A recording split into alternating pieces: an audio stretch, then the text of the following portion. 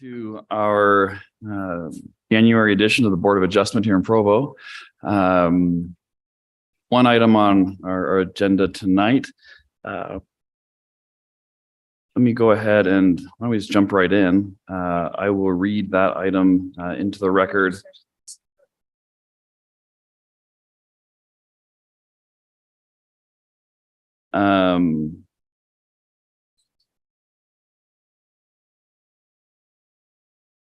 So I will read this into our first item has been continued, so we still have the one tonight. So it is as follows. Rebecca Evans appeals a staff determination for the denial of a non-conforming use in the FC1 Freeway Commercial Zone located at 492 North Draper Lane, Dixon neighborhood.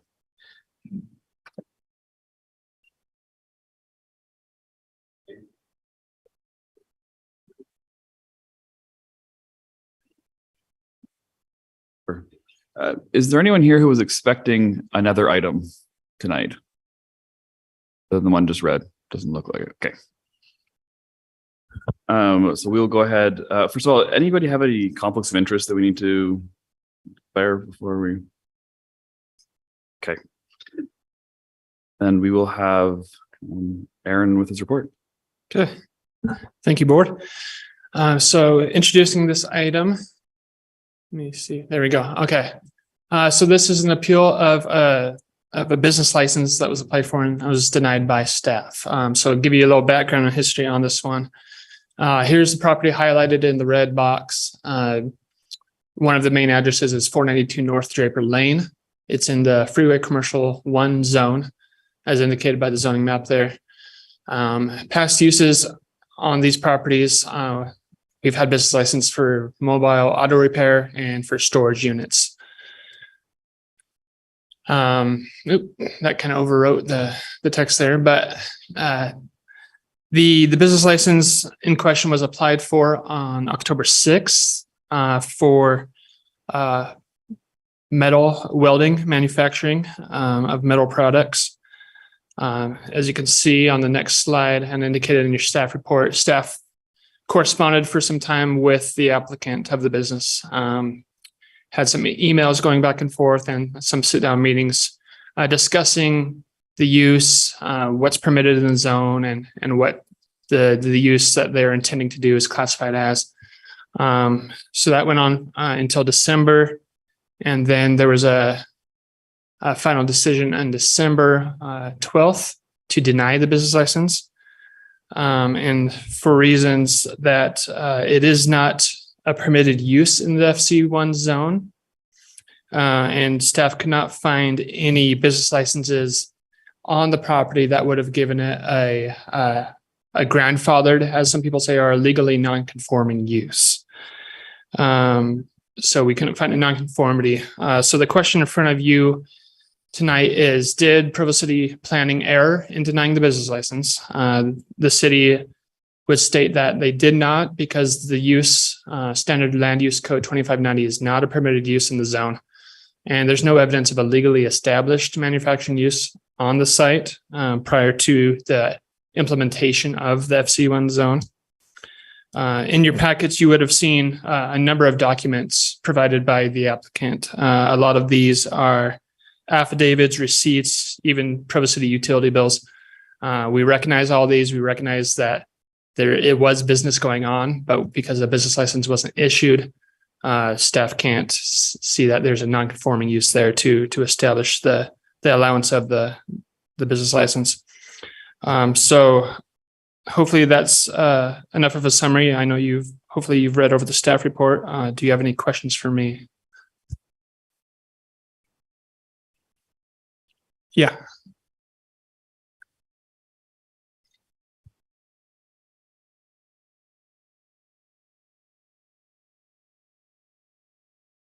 So you mentioned that there were businesses working there, but you don't know if there were businesses. So there's other business licenses. There's other businesses that have business licenses on the property for different uses. There's auto repair use. There's storage uses. But this particular use has never been established legally on the property by way of a business license with the city. Okay, so it's more of a problem with the type of business rather than just business. Right. Yeah. So, This type of business is not permitted under today's zone. and is there like some information on why? Like, obviously I haven't read through every business allowed and you know what, but is there some information on why that is?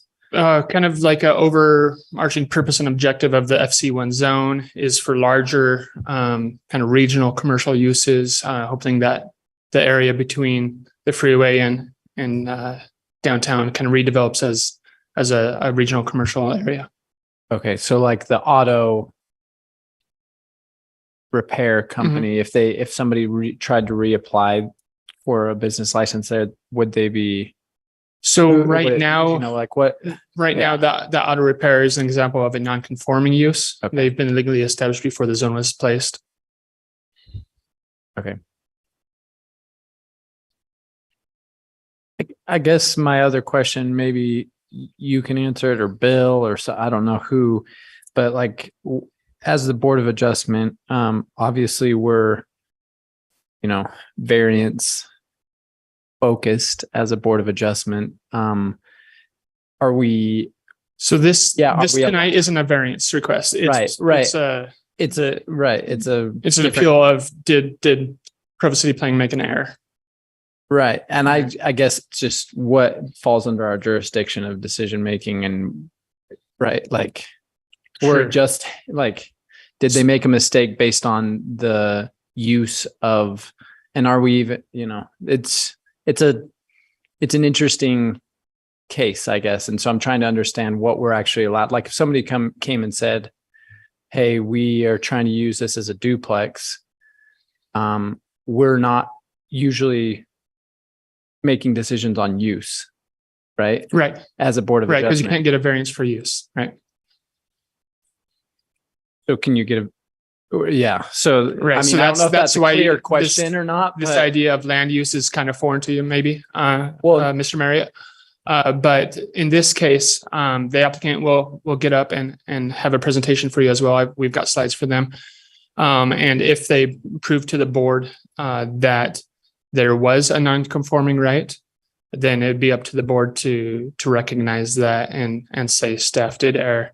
If a non-conforming right isn't found, then the default would be that it's not a permitted use in the zone. And I am familiar with a lot of the use, but I'm just trying to figure out on what our responsibility is. Usually we're not on a use. Right. We don't judge on use. Right. So. Yep, I get that. So then just to clarify, our question really is, was there ever a legally established business, and was there a continuing non-conforming? Right. Right. Hey, well, thank you. Thank you. And we'll ask the applicant or their representative to come and state their name and address for the record, and we'd love to hear your. All right. My name is Rebecca Evans. I'm an attorney at Freeman Lovell, and I represent Greg and Ann Sumner and the property at issue between 368 North to 499 North Draper Lane. And I wanted to say first, thank you, Aaron, for making sure that those slides were available. If for some reason they fail, I do have some paper copies here that we can rely on if necessary. And I do apologize. I'm going to keep my coat on. I'm turning blue, and I think it'd probably be best if I, okay. Let's make sure that we get this working. Okay. You have seen already a plot map of the property at issue. This is another image provided by Provo City Utility and Billings. You can see the little red C's are the location of, very good, yes, different meters attached to the buildings on the property. Now, this entire kind of triangular shape back in 1976 and 1977 was known as 368 North Draper Lane. And it was eventually kind of subdivided off and has been sold and used for various purposes in probably the last 10 to 15 years. Okay, something that I want to introduce you to. We have Greg and Am Summer right here with us today. They're lifelong Provo residents. I was born in Provo. I can appreciate their dedication to the city. This particular picture shows the first shop that was built on the property. This was built specifically for the purpose of welding and metal fabrication, okay, which was allowed at the time because it was an M1 zoning. Okay, so they are asking for your help because the non-conforming use has been denied. This is showing the M1 zoning of that area first. Now you can see in red, we've got 492 North. That was a designation given to that building on this property in about 2011. The red kind of tetra-shaped building next to it is now known as 492. Let's go over a little bit to the left, the pink building with the little jagged edge. There you go, 492. But the entire property has been billed to the address 368 North by Provo City for the entire duration of the time the Sumners have owned it. You can see that it has been rezoned as Freeway Commercial 1. We have a few concerns about that, and it's not the time or the place to really bring it up, except that it's right between two very busy railroad tracks. And the easement is so narrow as to really be unusable for commercial use. Now, the whole area, yes, that seems like a really good use for that. It's a good location for commercial and freeway access. But as for this very narrow property that we've got, if I could take a video or bring you to the property, I think you would see very quickly how unfeasible that would be. So we're taking a look right here at the county parcel map showing the property back in 1980. And this shows 1983. This shows part of the parcels as they were drawn when Greg started building on the property and Sumner Construction started building. And then here's superimposed the buildings as they exist currently. Something that, I think that's just an extra one. Something that I wanted to point out to the panel today and to the board, which I really appreciate your time, Wes, especially you, Mr. Marriott, talking about what are our obligations here. So Mr. Rennick gave you a pretty concise description of what we need to do today, but something that the city cannot do is override the state laws. Okay, so under Utah Code 10-9A 103 subsection 44, non-conforming use is defined, and fortunately Provo Code has the same definition. It's okay if the current use, the way you're using the property now, was legal before the zoning change. And we've shown that previously it was a manufacturing zone. Okay, so when the Sumners established their buildings and started working in their business here, they were in the manufacturing zone. The property has been used continuously that way, and the zoning didn't change until much later. But now it has changed, and the use that they intended to continue using it for is not conforming anymore. So here again is that M1 designation. Okay. Now, the metal fabrication that they've done has really beautified and improved Provo considerably. Many of the buildings and the residents here have benefited from Sumner Construction's specialization. You can see King Henry Apartments. I don't know if there's a single student at the universities who hasn't lived in King Henry at some point or another. And a lot of that steel construction was done by Sumner Construction on the property, previously known as 368 North, now known as a whole bunch of numbers. Now, the state use can be grandfathered in, just like you asked about, and you cannot terminate that non-conforming use unless the use has been abandoned. And there's a city approved problem or a standard approved problem. I'm getting a little away with myself here, but I just wanted to point out that several Supreme Court decisions in the state of Utah have held that if the city requires you to prove non-conforming use by a preponderance of the evidence, it's invalid. And unfortunately, that's currently the standard in the Provo City Code. So that would be held as an invalid restriction or standard of proof. Here we have a letter from Nell Architects vouching for Sumner Construction being on the property continuously for the amount of time we've stated. We have a bunch of pictures of projects that they've worked on, metal they've fabricated from the 1980s to present day. It's a significant amount of stuff. We can go through houseboats, trusses, decks, railings, fences, arches, staircases, and supports. And there's a lot more. It just keeps going, right? Steel columns and beams. These go all the way back to 1980, 1984, including his first work started in 1971 before he even purchased property. Receipts showing that they did work here at that property as Sumner Construction 368 North. And then here we have Jeffrey Burton, who is himself an attorney and a general manager. He's the manager of King Henry Apartments, also vouching for Sumner Construction, doing metal fabrication at the facility. So we have a whole bunch of affidavits. I haven't included them all, but they include businesses, employees, some who've worked for Sumner Construction for over 30 years at this location, and community members. Here we go. We have a vendor vouching for him being at that property, some employees. And here's where I feel like it's important to not get lost in the weeds. Provo City has used 368 North to address, bill, and contact Sumner Construction since 1981, essentially, even though they came in and renumbered some of the buildings on that property. I'm not really sure why, because it's not a public road, but they came in and said, hey, here's your driveway, and we're going to name these different buildings. So now it's 492 North, 499 North, 368. I don't even know if it really has a building. It's just all the way down on the end by the railroad crossing. And you can see on this exhibit up at the top, service at 368 North Draper Lane. And who's it addressed to? Sumner Construction. 4 different meters on the buildings that are at issue. This is a little confusing. If you have questions, please ask me. But we're back to this picture of the meters. If you look at that top meter, the C on the top meter, that is the electricity meter for the building now known as 492 North. Now, this is where our welder wants to purchase this shop on 492, and then across the street, that little T-shaped building with the 499. Both of those meters are currently still being billed to 368 North to Sumner Construction. So even the city calls them 368 North.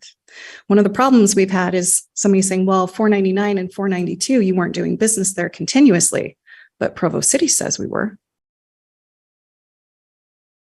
Now there's another meter up there. That's actually for the Provo City Trail. It's on the side of the building off to the side. But here's the 2 buildings at issue for our buyer. This is the building itself. So if you are looking at it from the ground, this is what you're going to see. It was built in 2001. We have submitted certificates of completion and building inspections for that building, Provo City. And we're going to go ahead and go to those. If I can move it quickly. Here's for the original building, now known as 492. On this one, it says 368 North. Okay. Another building, 368 North. Architectural agreement, 368 North steel building. That's the one I just showed you, the green and white. And the Provo City saying at 368 North Draper Lane, the one that's now known as 492, that this was Sumner Construction in 2003. So when we talk about what responsibilities do we have here and what authority do we have here, can we as a board deny based on a lack of a business license? And the Utah Supreme Court in Harding versus Alpine said, no, that's not required under the state statute. So the city can't do it. Alpine took a little bit of a beating on that one. Can we require them to prove the legal use of the property? Actually, no. Here again, Hansen versus Iyer, and this wasn't too long ago. You cannot require a greater degree of proof than the state statute does. And what does the state statute say? You just have to show, not prove, but show some evidence that you were using the property for a purpose that was okay during the zoning at the time, and you continue to use it that way. So we've shown a lot of receipts, we've shown a lot of affidavits, we've shown pictures showing that the property was used this way. Here are some cases. You can read this for yourself, but the term I think we're kind of coming across and stumbling here is legally established. Provo City Code requires you to legally establish that you were using this non-conforming thing, right? And part of the city code may say that you need a business license, but the Supreme Court says you can't do that. And the state law says you can't do that. So here we have the Utah Court of Appeals rejecting basically the same argument that has been put forth to us today to deny the use. That it wasn't legal established because you didn't comply with the city code. You didn't get a license to do this thing and you didn't get your building permit approvals. Well, at least we have the building permit approvals. Nobody's going to argue that Greg got his business license because he didn't. At the time he was licensed as a constructor or as a contractor, he was told he didn't need a business license. So he just never ended up getting one. But that is still not a basis to deny him under legally established. Under the state code, all you have to do is show that your use was appropriate for the zoning at the time you started. That's it. Here again, we have Davidson versus Provo City, a lot more recently. And this one was kind of a duplex case, Mr. Marriott, so pretty close to what you were talking about. They had shown that it was appropriate to be a duplex at the time that they started it. The zoning rules had changed afterwards, and that was enough. Okay, so here's the advisory opinion. And here is the portion that talks about the city can't deny that it was a legal use just because he didn't have the appropriate business license. Okay, so that's about all we have to present to you today. Just that the Sumners, I believe, have established their legal use under the zoning regulations at the time they began using the property. They would like to continue that use. And we believe that they've shown non-conforming use to the city. Each of those buildings on the property, now known variously by the city as either 368 North or 492 or 499, it's all part of the same parcel. And they've all been used continuously for metal fabrication since he bought it. So that is what we have for you today. Do you have any questions for me? Thank you. I appreciate a thorough presentation. It's nice when I write down a question and then answered. Oh, that is great. Yeah, questions from the board. My only question, well, one of my questions is the new business versus Sumner Construction, because Sumner Construction was already a business. So Yes. there's this new business. So there's a little hiccup here. You're Yeah. wondering how we can continue that non-conforming use, right? Well, I'm just wondering what's happening to Sumner Construction versus, right? So Sumners would like to sell the property. They've worked and lived in Provo their entire lives and they'd like to retire now. Now, under the state statute, they could sell it to someone doing the same exact thing, using the same equipment in the same buildings to do the same things. It would be considered a grandfathered non-conforming use. But the city denied his business license, right? Because he didn't have a non-conforming use. Under the state statute, he can, but now they're at danger of losing their entire retirement, everything they've worked for. So it's a similar business as this. Oh yeah. So he's doing metal construction, metal fabrication, right? He's creating things out of metal. It may not be structural beams, but it's the same building using the same equipment for exactly the same kind of manufacturing, light industrial purpose. Questions? Okay. I appreciate your time so much. Thank you. Be a good opportunity for anyone from the public that would like to press the board on this issue. Like to can approach the podium. We ask that we keep it for about 2 minutes.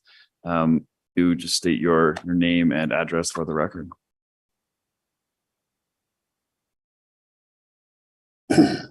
My name is Randy Park, and I live in Provo at 3913 Sherwood Drive. I represent the Sumners in the sale of this transaction, and in being able to establish the fact that they have been doing business there since the early 1980s definitely fits in the fact that it should be a grandfathered use. They've proven, they've substantiated from affidavits, from testimony, from suppliers, and proven different businesses or different businesses that they have taken their products and included in their construction business. And I think it would be a travesty for Provo City to vote against that use because they've proven that that use has been established over time. And all we're trying to do is take that same use and that same rules and apply that to a similar business in that same area. Thank you. You. Others.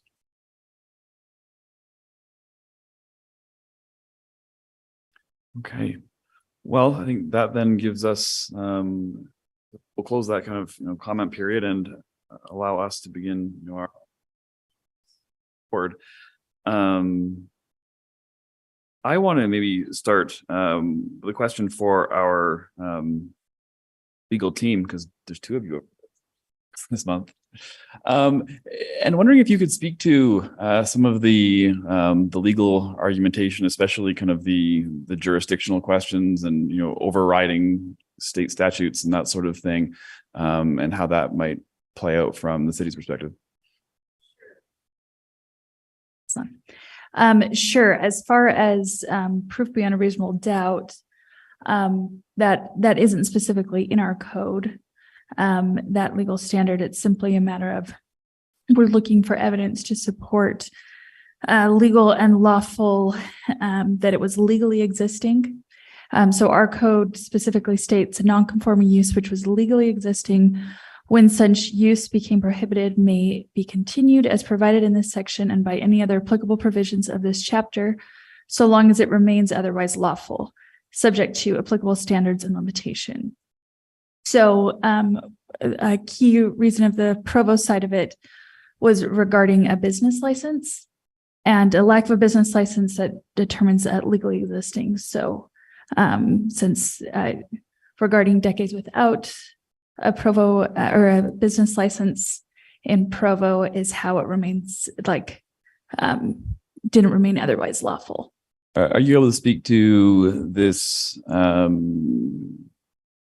concept that Provo can't actually require, a business license to establish, use? I think the quote was something along the line that just had to show that it was appropriate at time that the use started, according to state code. Sure. Well, I mean, I believe the business code or our Provo City code regarding business licenses is from like the 1950s. So it was established decades ago. As far as the other follow-up question? No, sorry, it was largely just that what I'm hearing is that the Provo is asking for a license to establish that there was a legally formed use and that the use has continued. You can't have a legally continuing use if it wasn't established appropriately. And it sounds like we have a lot of evidence to say, yep, it's been continued. The question being, legal establishment. And I want to know or understand better how the state requirement may or may not conflict with the city's requirement for what would count as a legally established business. Well, and I was looking at some of those cases as well in regards to, and not all of them relate to business license requirements. And so some of it was relating to, make sure. And it's possible I haven't read them all, but it's a matter of not all of the cases that she referenced had to do with business license in the same way. So regarding whether that standard would be applicable may still be an answer for the court, unless I'm wrong. Is there another? Good. Please. I don't want to violate any rules here. So there's an advisory opinion that was in your packet that was provided to Provo City that's fairly on point with that question. And she's right that it's not just related to business license use. It was, so the Supreme Court opinions that we cited talked about the different, so it's that word, legally established, right? That's the heartache for everybody here. Provo City's using it a different way than the state statute uses it. Provo City may require you to prove that your business was legally formed and operated here, but the state requirement for non-conforming use just has to show that you were permitted to do it under the zoning. And there's a reason for that. It's non-conforming, right? It's not legal, essentially. So some of those cases, if I can kind of go through this and just find them real quick, but they talked about people who didn't have a business license for the business they were operating in the area, or weren't complying with so building inspection code. They weren't up to code, or they weren't appropriate for the use that they were using it for. And that was particularly important because the state court, the Supreme Court, still found that there was non-conforming use. It's just, you've been doing it forever, and it was appropriate when you started. So when we go through the advisory opinion, which is just the Office of the Property Rights Ombudsman, the attorneys for the state advising the city, they talked about violating ordinances that weren't related to land use. So it's all these ordinances that you could require of a business to operate. You could require them to be up to code. You could require them to be to have the right fire extinguishers and carbon monoxide monitors and stuff like that. You could require them to have a business license. You could require them to pay fees every year. Those are all business use regulations, okay, and ordinances. And it's appropriate for the city to have those. But when you're talking about non-conforming use, the only thing that the state law and the state Supreme Court considered was the use of the land, not whether the business was appropriately licensed or whether it was, up to code, essentially, or compliant. So those are in there. If you need some citations, we can look for them. But that was the explanation by Hugo versus Alpine. And then there was Harding versus Alpine as well. Sorry, Hugo versus Woods Cross, Harding versus Alpine. And then that was the same conclusion that the advisory attorneys got with the Provo City case in 2009. Thank you. Is that okay? Yeah. Aaron, it seems like you've either got a tack on your chair, I got something to say. If I might, just because the applicant keeps using the language established legally at the time. And in her case, she's using that as it was legal to do that, whether there's a business license or not. I thought it was important that I come up here and notify the Board of Adjustment that the use of metal fabrication was not a permitted use in the M1 zone either. So that argument of it being legally established under past zoning, even without a business license, it wasn't a permitted use at that time either. Do you have As the documentation on that? Yeah. I mean, it's M1 zone. I can pull it up for you. Yeah, if you'd like. just M1 zone from the 80s is probably the more important one, right? Than current, because if they were started their business in the 80s, Okay. that's probably the most important. Right. So that wasn't prepared in the packet because this information of what is legally established defined as was in conflict, I suppose. So that wasn't in your packet, but I'm happy to provide that for you. I'd like to just kind of summarize to make sure that I have a standing. When the business was first status of the business license. So we're not sure when the business was first established because there's no business license taken out from the city. So that date is unknown to the city. So the business now, does it have a business license with It the does not. city? So it has never existed as a licensed business under codes in place ever? Is Correct. that correct? That's correct. Okay. Am I correct in understanding that the use of the building has never been in compliance either? Is that correct? Because it was not in compliance. This manufacturing has never permitted under any zoning that established in Provo. It seems not. Yes. Thank you. Thank you.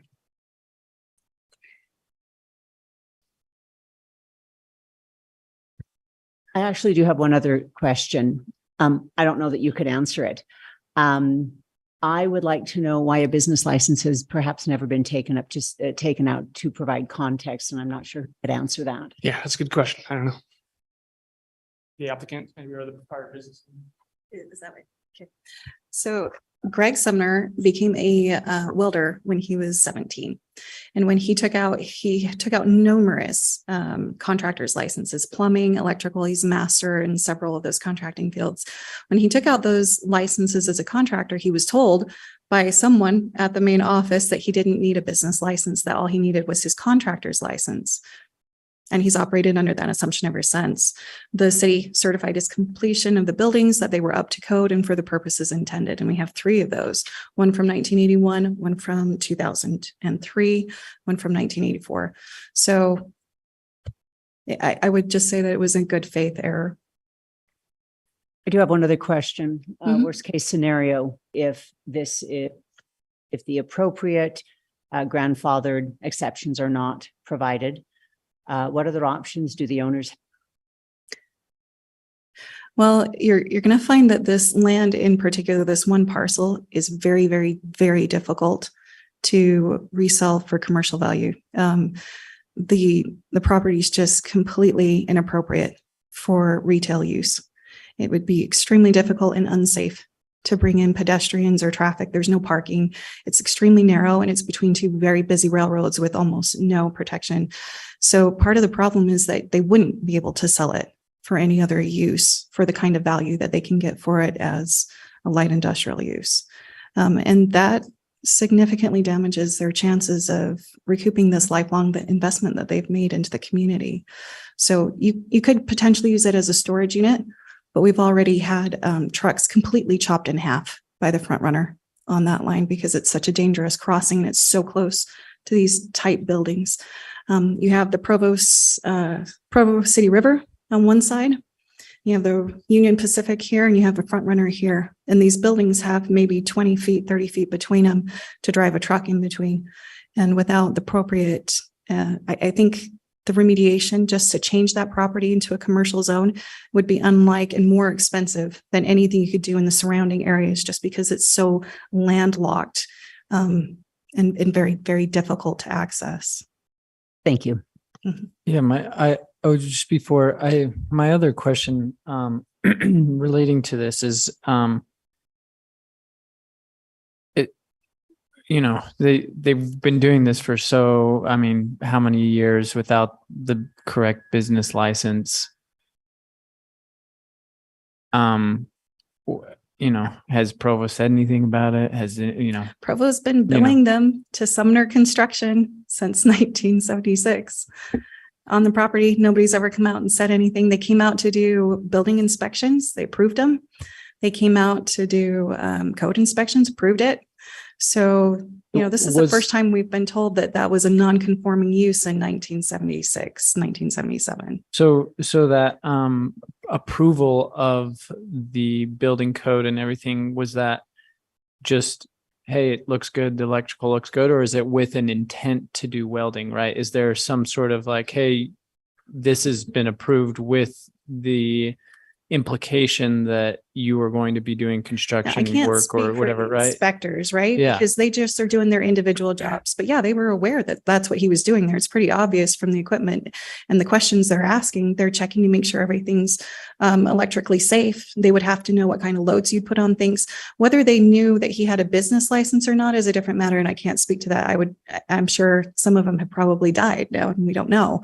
But at the time, he was not under any notice that he had not complied with the regulations. And if he had, he would have quickly fixed it. He's always paid his taxes. He's always tried to be a good resident here. So is the business registered in a different city or something? Or no, it's registered with the federal government, right? He pays taxes to the IRS. He pays taxes to Provo City and to Utah, but never had a business license approved through the Provo City Department. So it is an actual business, but just not the license. Okay. Yeah. All those things. Any other questions?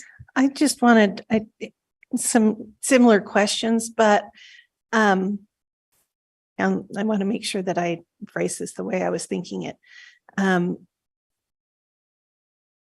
city was aware that there was a business operating on the property. And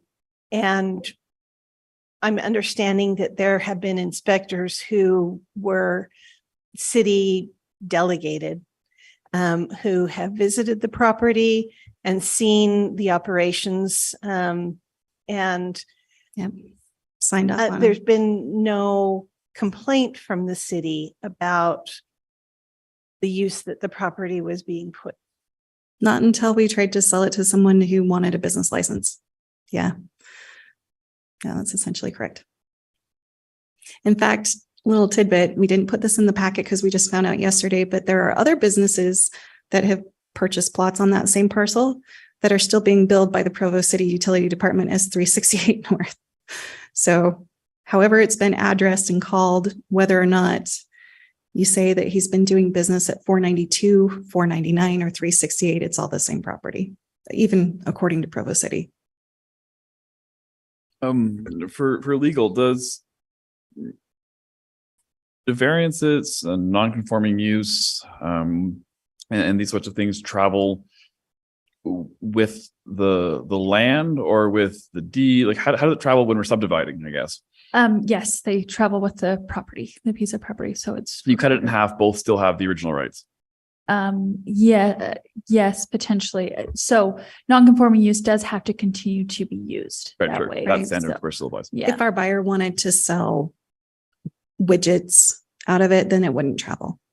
But if he wants to continue the same use, then that would be grandfathered. Other questions? I appreciate you guys being so thorough. Thank you. So maybe I'll kind of off our conversation a little bit further with just my own kind of understanding and find this. So I'm understanding that the particular use, though information that the applicant may have received might have said otherwise, this was maybe certainly no license was ever taken out, and perhaps if M1 and FC1, if neither one require it, then or allow it, sorry, then can't apply the standard of the use was appropriate at the time that the work started. But really, for me, where I'm kind of sitting is I have no questions about whether or not this has the question of, are we satisfied with how it got up and running? Maybe a question that I also have that maybe legal can answer. Really, are we in a position, maybe I don't know, but were it relevant, determine, that's what it says in the Utah code, but a code is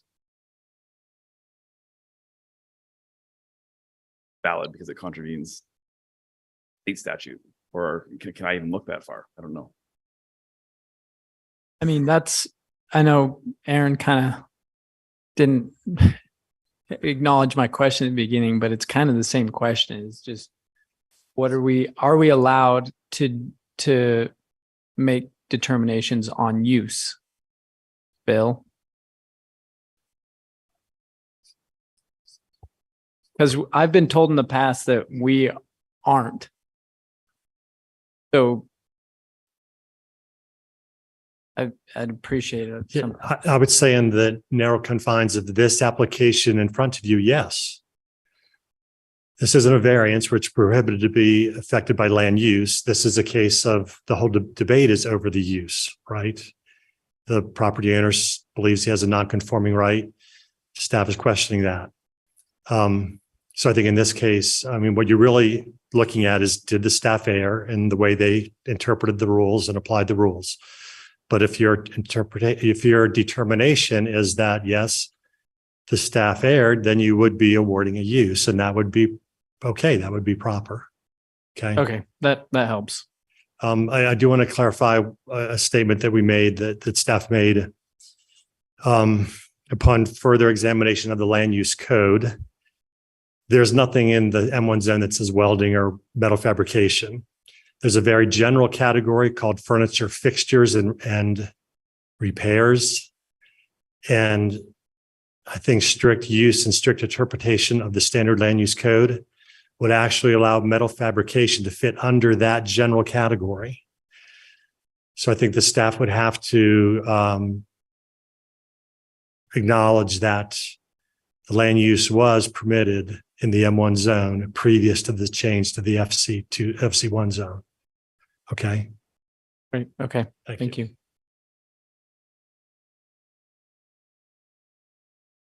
I mean, after that comment, it's, I mean, I think my thoughts are just I personally, just after the presentation, I felt like Provo City had recognized the business and through its billing, and it recognized that it was a business. And I also felt like the non-conforming use had been established and proven. Obviously, if we can interpret, and that's why I was wondering about the M1 and what it was in 1980s and stuff. But if it falls under that, which if staff is saying that it does, then I'm already ready to make a motion personally. But Yeah, I do want to I comment. just want to talk more. Okay. I think that I think there's an obligation to do as little harm as possible as citizens and on this board. I think that Provo City has the higher obligation to know what the left hand is, right hand. And when you have inspectors coming in and signing off on what is clearly this kind of industrial work, I think that that speaks to a recognition that maybe the left hand should have known what the right hand was doing. I also think in doing the best for the most people, which isn't the most eloquently stated phrase, I think one, it is important that we get business licenses. Obviously, hindsight is better than foresight. But less harm would be done by us ruling in favor. And I think it's an opportunity for us to look back to what Bill just mentioned about fixtures and furniture. And I just feel like that really make a motion. I would just say that I do concur that this has been such a long-standing use. And if it was within the zoning code at the time that it was established, then I think that that burden has been met.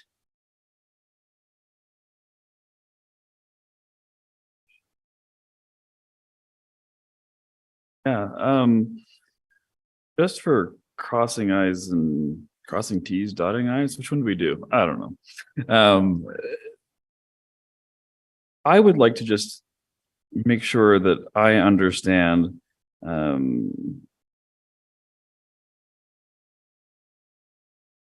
our ability as a board to hear and respond to Utah code, or sorry, yeah, Utah State Code, federal court findings and that sort of, of thing. Are those all kind of relevant things that we consider? Like the applicable Utah codes and things? Sure. I mean, it's because, if we can say, yeah, that advisory opinion, for example, that was cited. So it is advisory, right? Of course. So it's a matter of, so there is that limitation. The case law and Utah codes are reigning, you could say, on that. But yeah, okay, on what's most applicable. Yeah. Sure. Address your question real quickly.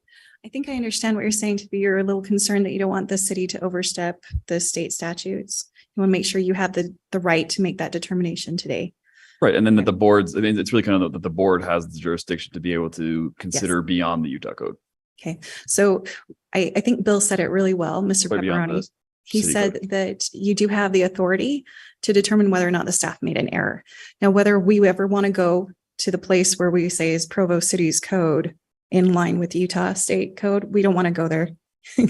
I'm not asking you to go there, and it's not under your authority or mine to say whether it is or not. That would be the Utah Supreme Court, the Court of Appeals. That's a court determination, and it's not necessary for today.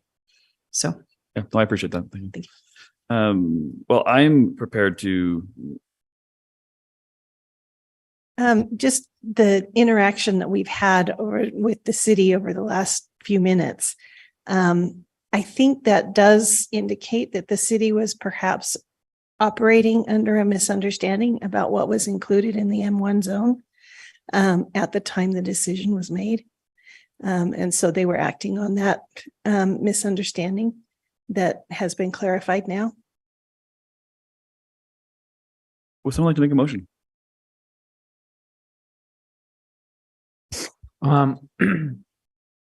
Read it. All right, so I'm making a motion that let's see how to phrase this correctly. I make a motion that we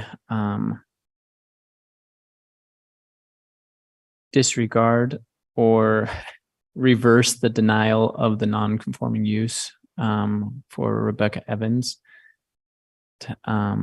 We allow that use or business to go forward. And I'm Wes Marriott making the motion. Will that motion Satisfactory? cover our bases? Is that satisfactory? Do we staff? need to include that on? if I can make just a quick suggestion, maybe a motion that Sumner Construction's non-conforming use be granted and that the business license be granted to the applicant. Does that cover it? So yes, so reversal of the step determination Yeah, is sufficient for this case. And you'll just want to state your findings. I think that's been covered, but just state your findings in the Yeah, motion. That okay. helps us on a report. Yep. Sounds Thank you. good. So yeah, so I said the first part, like you said, to reversal of the denial and based on our findings that Provo City has recognized the bill. I'm making the motion on mine, but that it's recognized the business and its billing address. It's also that we have determined that the M1 zone, along with staff, fits within the welding and fixing, so the business can continue. And that continuous non-conforming use would work in this case. That's my motion. Anybody want a second? I'll second the motion. My name is Jennifer Welch-Gleave. Oh, all right. Well, let's I vote aye. Andrew Rennick, I vote aye. Wes Marriott, aye. Jennifer Welch-Gleave, aye. It would appear that we are unanimous in overturning staff's decision in favor of the applicant.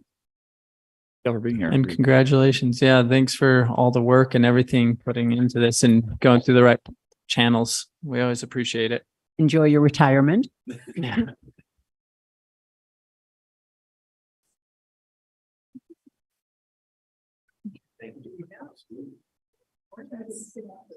you.